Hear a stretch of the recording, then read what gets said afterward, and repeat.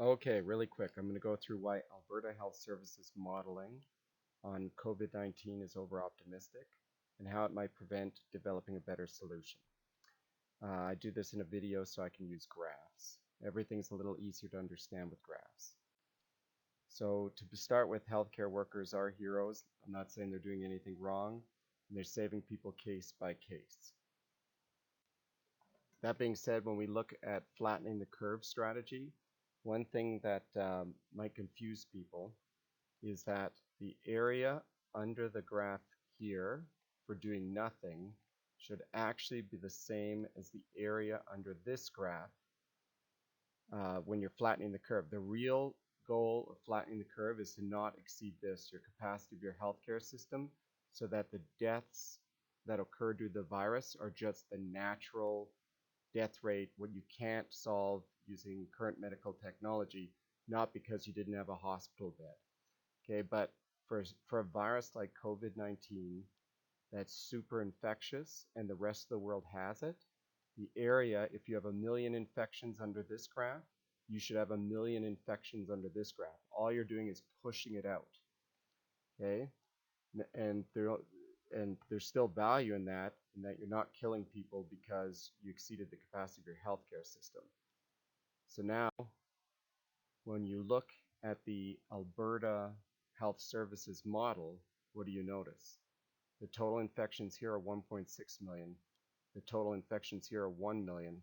And the total infections here are 800,000, which might be possible if you don't think COVID-19 is super infectious, that the virus will be extinct in the world by say May 28th, and I just don't think that's the case.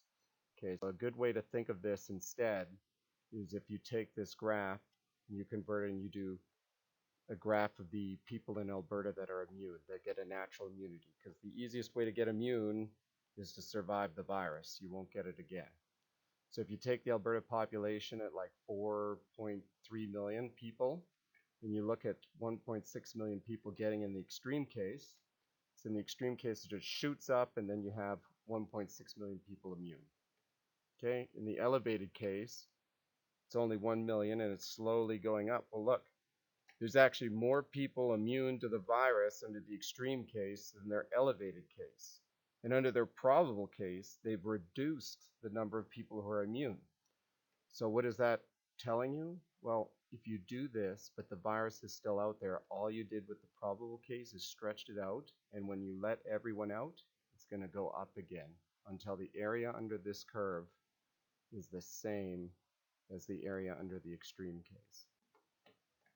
Okay, so another way to think about this is in the extreme case, you end up with 62% immunity.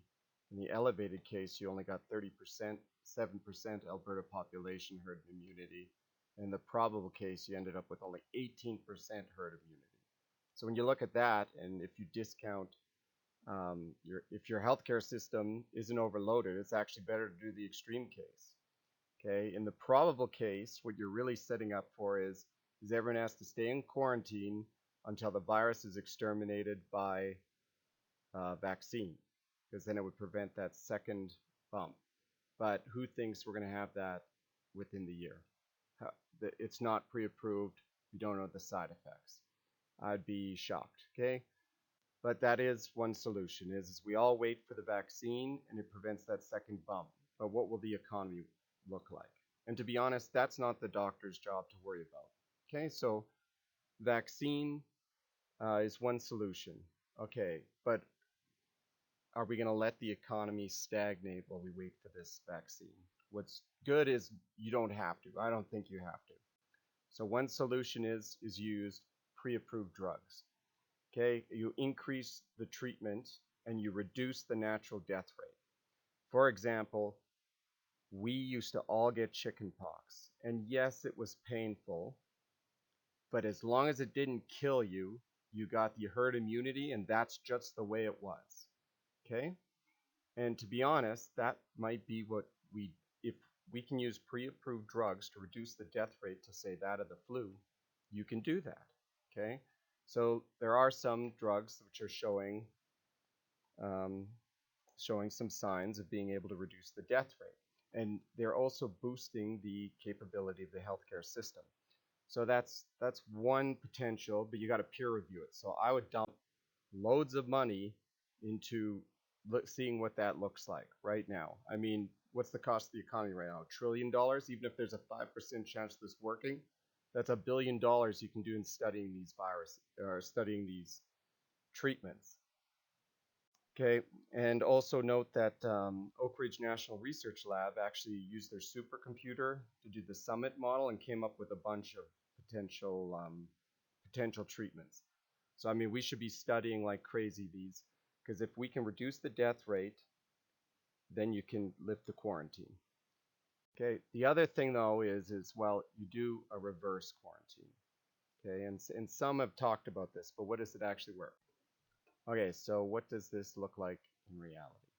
Okay, so we know from the Alberta Health Services modeling that if you're somewhere between the rate of the probable and extreme cases and people getting the virus, that the healthcare system capacity is not exceeded. Good. Okay, so you're keeping the death rate low as you possibly can.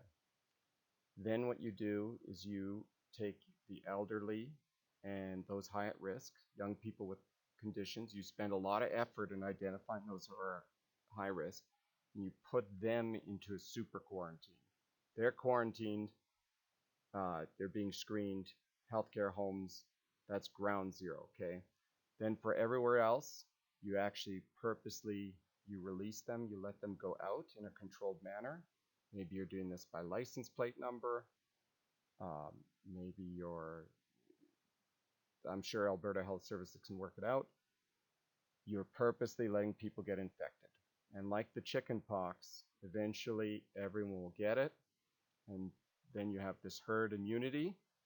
Okay, I've got it where at this rate, I would predict it somewhere October, November, but it ain't a year. It ain't more than a year. Okay, and then if you keep the border closed, everyone will have herd immunity. Okay, and then the virus will go extinct as long as you keep the border closed. So you're going to have to spend a lot of time on that. But now you can let everyone out because COVID-19 in Alberta doesn't really exist. Okay, it's gone because everyone has herd immunity. Like the chicken pox, everyone will get herd immunity when you're older, and then you won't get it anymore. Okay, so that's one possibility, right? And it keeps the economy going. So as this ramps up, the economy starts going, eventually the economy is going, then you can let everyone out, crisis over. See, this is a real path forward.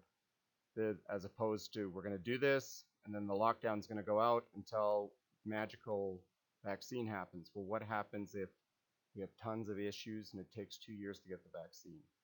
Okay, and to be honest, the flu vaccine, who thinks it works really good?